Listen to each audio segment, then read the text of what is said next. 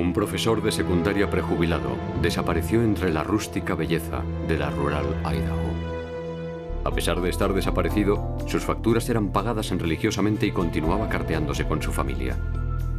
Sin embargo, no podían contactar con él, convirtiendo a este en el caso de personas desaparecidas más extraño en la historia de los Estados Unidos.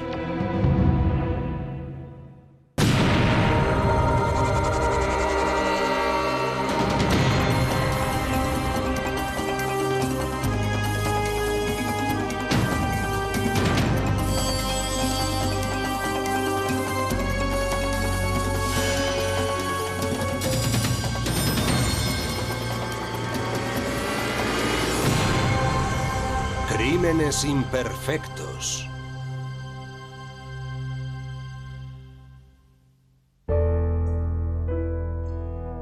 Durante 22 años, el profesor más carismático en el Instituto Incline, cerca del lago Tahoe en Nevada, se llamó Paul Gruber. Fue su afición por viajar lo que alimentó su pasión por las lenguas extranjeras. Le encantaba ir a otros países y aprender sus respectivas lenguas. Eso era algo que él enfatizaba mucho. Para él, la principal ventaja de aprender otra lengua es que te podías desenvolver mejor cuando viajaras por todo el mundo. Me fui a México con él durante mi primer año de instituto.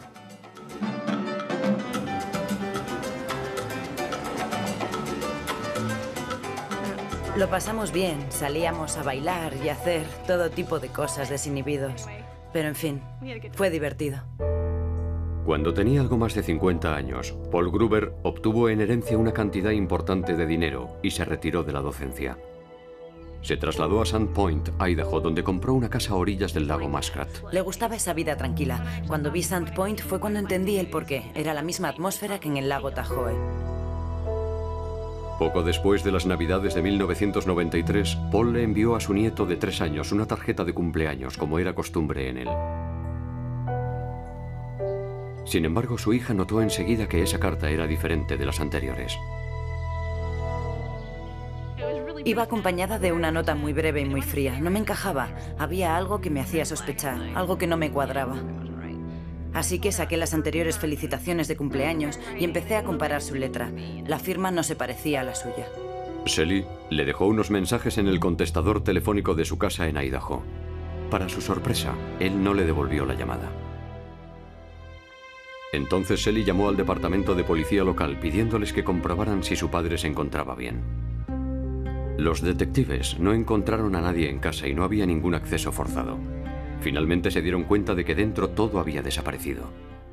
No había quedado ninguno de sus enseres personales, ni ropa, ni cepillo de dientes, cepillo del pelo, nada, totalmente vacía. Como si nadie hubiera vivido allí o como si alguien hubiera alquilado la casa.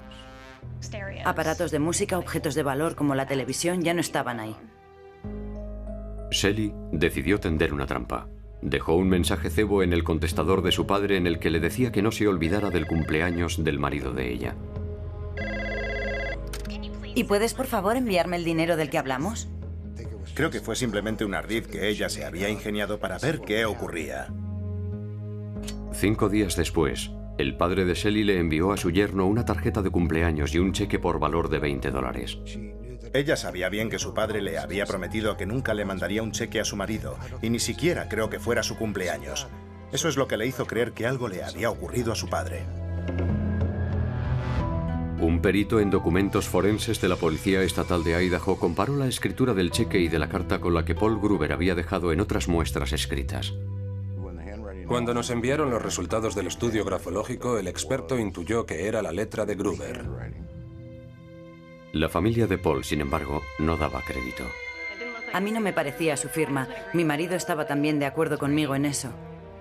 Así que decidí seguir haciendo más llamadas. La policía comprobó las operaciones bancarias de Paul y descubrió que había estado pagando sus facturas mensuales sin retraso alguno y que sacaba dinero de cajeros automáticos de toda la ciudad.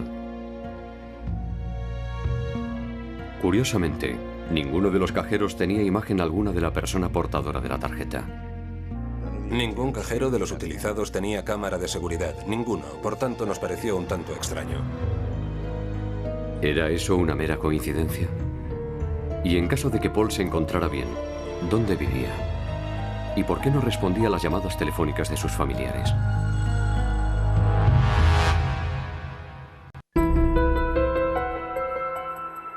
Sally Kipley estaba convencida de que algo siniestro le había ocurrido a su padre Paul Gruber. En una corazonada, Sally llamó a la oficina de correos de Sandpoint, en Idaho, y les preguntó quién venía a recoger la correspondencia de su padre en su buzón postal. Una cámara de seguridad proporcionó parte de la respuesta. Por desgracia, alguien le daría un golpe y la ladeó. Lo único que pudimos ver fue la silueta de una persona entrando a su buzón de correos. La silueta no era la de Paul Gruber. Para algunos de los habitantes del pueblo parecía la de Darryl Kuhl, de 43 años de edad, un manitas que se dedicaba a las chapuzas y que había estado trabajando para Paul. Una comparación entre la silueta y una fotografía de Kuhl lo confirmó. Kuhl, por lo que sabemos, había vivido en California y posiblemente en Washington. Su familia era numerosa, esposa y 6 o 7 hijos. Kuhl reconoció haber recogido el correo de Paul. Dijo que él se lo pidió antes de marcharse de viaje a Canadá. Los investigadores le enseñaron a Kuhl una fotografía de Paul Gruber y, paradójicamente, él no lo reconoció. Dijo que no era el Paul Gruber que había visto. Alguien quería hacerse pasar por Paul Gruber ante Darryl Kuhl y contrató a este último para que se encargara de todo. Así que le pedimos si nos podía ayudar a realizar un boceto, un retrato robot de la persona. ¿Qué lado de la cara de esa persona vio usted con más detenimiento? Los investigadores anotaron la descripción de Kuhl e introdujeron esa información en un programa informático llamado Boceto por ordenador. Fui introduciendo las respuestas que daba a cada pregunta, y entonces el ordenador, con dichas respuestas, generó el retrato robot. Entonces Kuhl aportó más información a partir de esa primera imagen para conseguir un parecido más exacto. Supongamos que quería cambiar una parte del rostro, por ejemplo la nariz, pues simplemente la seleccionaba y la modificaba. Y si los ojos no encajaban con esa nariz, volvía a hacer lo mismo. Nos llevó a concluir el retrato robot 1 hora o 2. Una vez terminado, la policía envió el retrato robot a los medios de comunicación esperando encontrar al hombre que había usurpado la identidad de Gruber. Sin embargo, nadie se puso en contacto. Pasaron los meses y aún no había rastro alguno del auténtico Paul Gruber. Seguíamos sin saber dónde estaba Gruber, no dábamos con él, ni siquiera estábamos seguros de que algo le hubiera ocurrido a ese hombre. La policía siguió realizando inspecciones en la casa de Paul y registraron la vivienda en repetidas ocasiones, incluso con perros que detectan cadáveres. Hasta que algo dentro de la casa alarmó al detective y sargento de la policía, John Valdez. En el suelo del vestíbulo habían pegado una alfombra. Eso me dejó alucinado. No adivinaba por qué alguien había adherido una alfombra al suelo de parquet. Es absurdo. Mi mujer me mataría si yo hiciera algo parecido, así que la arrancamos. Bajo la alfombra, los investigadores encontraron una pequeña hendidura en el suelo de madera. Parecía como si una bala hubiera rebotado y golpeado en el suelo. El análisis de la madera confirmó la presencia de plomo. La policía utilizó luminol y descubrió que el suelo había estado manchado de sangre cerca de la marca de la bala y por otras partes. Empezamos a aplicar el aerosol en la puerta y pudimos ver que había unas marcas blancas hacia la mitad. Resaltaban bastante. Se puede conseguir el mismo resultado utilizando lejía o algo similar. Las pruebas de ADN demostraron que la sangre era de Paul Gruber. Pero ¿dónde estaba el supuesto cadáver? Gruber se había esfumado. No había cadáver alguno. No podíamos demostrar que ese hombre estaba muerto. Darryl Kuhl, de 43 años y sin oficio definido, dijo que un hombre se le presentó haciéndose llamar Paul Gruber y que le contrató para que cuidara de su propiedad durante el tiempo que estuviera de vacaciones. Era evidente que ese hombre era un impostor. Y durante meses nadie supo el paradero del auténtico Paul Gruber. Los agentes continuaron con la investigación. Lo primero y más importante que había que encontrar era un cadáver. Tratar de adivinar dónde estaría el cuerpo de Paul Gruber. Respecto a Darryl Kuhl, gozaba de buena reputación en su municipio y no tenía antecedentes penales. Sin embargo, en una investigación en sus cuentas se descubrió que recientemente había depositado algo más de $20.000 en su cuenta de cheques.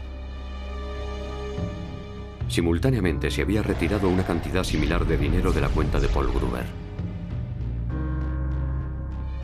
Kuehl admitió haber transferido dinero de Paul a su cuenta para cheques para así pagar las facturas de este último. Todo eso me sonaba a patraña. Yo tengo muchos amigos y que yo sepa, a ninguno de ellos se le ocurre pagar las facturas de otro, 500 o 600 dólares, así porque así. Y menos a alguien al que acabas de conocer. La única prueba de la que disponían los detectives eran las tarjetas de cumpleaños y los cheques que Paul Gruber mandó a su familia durante su ausencia. Un perito experto en documentos concluyó que la letra manuscrita en esas tarjetas de felicitación coincidía con otras muestras de escritura auténticas de Paul Gruber. La familia de Paul no lo veía así. Estaba convencida de que no era su letra. Es duro oírle a un experto que sí era su letra y tú estar segura de que no. Así que las pruebas fueron enviadas a un segundo experto en grafología para que diera su opinión al respecto. Una vez que hube estudiado su firma, que hube analizado sus rasgos particulares, eché mano de parte del material en cuestión. Lo miré detenidamente y me di cuenta al instante de que era una imitación y, por tanto, un documento falsificado. Lo que más le llamó la atención durante su análisis exhaustivo fue la forma de la letra P. Paul Gruber siempre la escribía grande y redondeada, mientras que en los documentos sospechosos era una P diferente. Los círculos no eran regulares, o bien ni siquiera eran tal, o bien tenían forma ovalada. Flaubert también se dio cuenta de que Paul Gruber escribía la M y la N mucho más diferentes en esos cheques dudosos. Llegó a la conclusión de que Paul Gruber no había escrito dichos documentos. Las firmas eran muy similares a las de la víctima. Supongo que el individuo en cuestión puso especial empeño en duplicarlas una y otra vez. Su fallo, sin embargo, fue que no se esmeró tanto en redactar las tarjetas de felicitación ni en escribir las señas. A continuación, Flaubert analizó la caligrafía de Darryl Kuehl para comprobar si su letra era la de los cheques y la de las tarjetas de cumpleaños. Se percató de que Kuehl realizaba el mismo abombamiento en las P's y en otras letras también en mayúsculas. Además, Kuehl escribía las F's prácticamente idénticas a las de los documentos sospechosos. Por mucho que uno se dedique a intentarlo, es muy difícil imitar la escritura de otra persona. Pude deducir que el señor Kuehl era el responsable de los cheques falsificados, de las tarjetas de cumpleaños y de las señas en los sobres. Los investigadores registraron el domicilio de Darryl Kuehl y encontraron una prueba acusatoria. Había una puerta falsa en la parte superior, tras la cual encontramos ropa militar oscura y de camuflaje, estrellas ninja, una katana, ya saben, ese tipo de espada japonesa, etc. Eso no pegaba mucho con Darryl Kuehl, un hombre hogareño, padre de familia, mormón y todo lo que esto último implica. También hallaron generadores de electricidad, muebles e incluso una lancha. Todo fue identificado como perteneciente a Paul Gruber. Allí había también una maleta pequeña, un maletín, que contenía la ropa con la que asistía a los oficios dominicales y un enorme cuchillo de carnicero. Eso nos resultó bastante extraño. Y para rematar, entre medias de todo ello, encontramos una de las facturas de la luz de Paul Gruber. Pero lo más sospechoso fue una pistola del calibre 22 con un silenciador casero. Los silenciadores son ilegales en Estados Unidos porque pueden alterar las pruebas balísticas. Las marcas diminutas que deja el cañón sobre la bala pueden ser eliminadas por un silenciador mal alineado. Es bastante difícil, si no imposible, analizar las muescas que deja el cañón en la bala si el arma en cuestión tiene acoplado un silenciador. Pero los detectives aún no habían localizado el cadáver de Paul Gruber.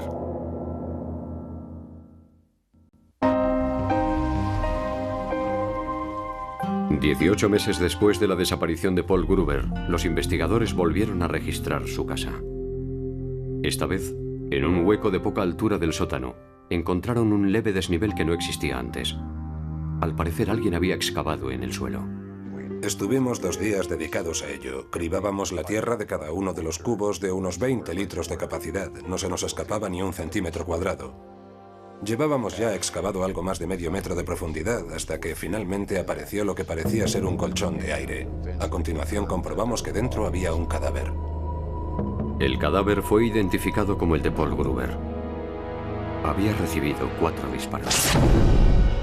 El médico forense extrajo varios proyectiles del calibre 22 del cuerpo de Gruber. Sin embargo, no pudieron hacer una comparativa de las muescas dejadas por el cañón de la pistola del calibre 22 de Kuehl ni de su silenciador, ya que ambos cilindros dejan una marca diferente en la bala. El más leve cambio en la posición del silenciador respecto al arma causa que la bala golpee en diferentes partes del mismo entre disparo y disparo. Una vez que esto ocurre, es imposible realizar una identificación de la bala. Con todo, los investigadores tenían pruebas más que suficientes para inculpar a Darryl Kuehl en el asesinato. Lo primero que hizo Kuehl al respecto fue planificar su huida. Un recluso testificó que Darryl Kuehl le había ofrecido dinero y un coche de huida para asesinar a los funcionarios de prisiones a cargo del furgón que le transportara de vuelta a la cárcel. La persona en cuestión se encontraría de permiso carcelario días antes de que trasladaran a Darryl. $5.000 al confidente y a cada uno de sus 2 colaboradores. No parecía muy generoso, que digamos. Kuehl creía que pronto sería libre, pero los investigadores se le habían adelantado. Los 2 funcionarios que conducían el furgón le dijeron: Darryl, ya sabemos lo de tu plan de huida a costa de nuestras vidas. Tus secuaces nos han dado el soplo. Ellos declararon que en ese momento él se derrumbó. La acusación cree que Darryl Kuehl orquestó un plan elaborado para asesinar a Paul Gruber y quedarse con su dinero. Esto fue un crimen motivado por la avaricia. Paul Gruber poseía bienes que Darryl Kuehl ansiaba. Le hacía falta dinero. Tenía 6, 7 hijos, los que fueran. Y eso es una buena cesta de la compra. Al parecer, Paul Gruber había contratado a Darryl Kuehl para el mantenimiento de la casa y este último no tardó en ganarse su confianza.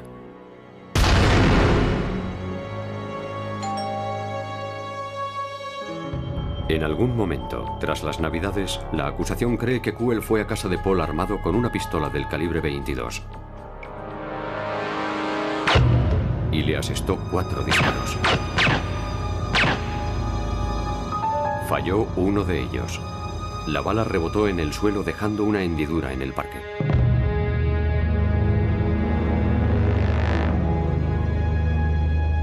La prueba del luminol demuestra que arrastró el cuerpo de Paul hasta el sótano, lo envolvió en plástico y lo enterró bajo su propia casa.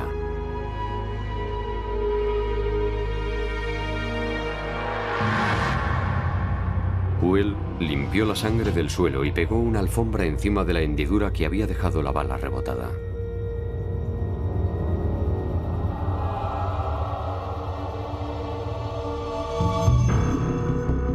Con Paul ya muerto, Kuehl tenía vía libre para acceder a sus documentos, a sus tarjetas bancarias, a los códigos de las mismas, a sus cheques y a su número de la Seguridad Social. Tenía todo lo necesario para suplantar la identidad de Paul. Empezó a firmar cheques en su nombre y a sacar dinero de sus cuentas bancarias. Puede que su letra engañara a un experto en grafología, pero no a la hija de Paul, la cual estaba segura de que esa no era la letra de su padre. Le tendió una trampa dejando una información equívoca acerca del cumpleaños de su marido en el contestador telefónico de su progenitor. Kuehl se tragó el engaño, mandando una tarjeta de felicitación en la fecha inventada. Fue un homicidio con robo. Además de asesinarlo, el reo asumió la identidad de la víctima. Se apoderó de sus cuentas, pagó sus facturas, las letras de la hipoteca, firmó cheques y escribió tarjetas de cumpleaños a sus nietos. Trató de hacer creer que la víctima seguía viva, para así seguir sacándole más dinero. Durante el juicio, Darryl Kuehl insistió en su inocencia. Negó haber falsificado la firma de Paul en los cheques y haber enviado las tarjetas de felicitación a sus familiares. Alegó como prueba los resultados del estudio realizado por el primero de los 2 expertos en grafología. ¿Y entonces qué hizo la acusación? Pidió a los investigadores que arrancaran el sello de una de las cartas, que habría sido pegado con saliva. El ADN correspondía al de Darryl Kuehl. En el estado de Idaho viven aproximadamente 1 millón de personas. Disponiendo del ADN de una de ellas e imaginando que todas ellas estuvieran en una sola habitación, con esa información al final daríamos con dicha persona. Me sentí muy contento al saber que yo no iba a ser el único que testificara identificándolo como el autor de todo. Contaban también con la prueba del ADN para corroborar mis averiguaciones. Tras 3 semanas de juicio, Kuehl fue condenado por asesinato en primer grado, usurpación de identidad y falsificación. Fue sentenciado a 25 años de cárcel. Al principio nos sentíamos escépticos. El asunto de la escritura nos decía, no os quedéis parados, seguid indagando. Más tarde encontramos restos de sangre, lo cual confirmaba que sí, que al haber sangre allí se pudo haber producido un crimen. Eso ya nos puso bajo la pista. Y finalmente el ADN. Creo que eso ya fue el mazazo final.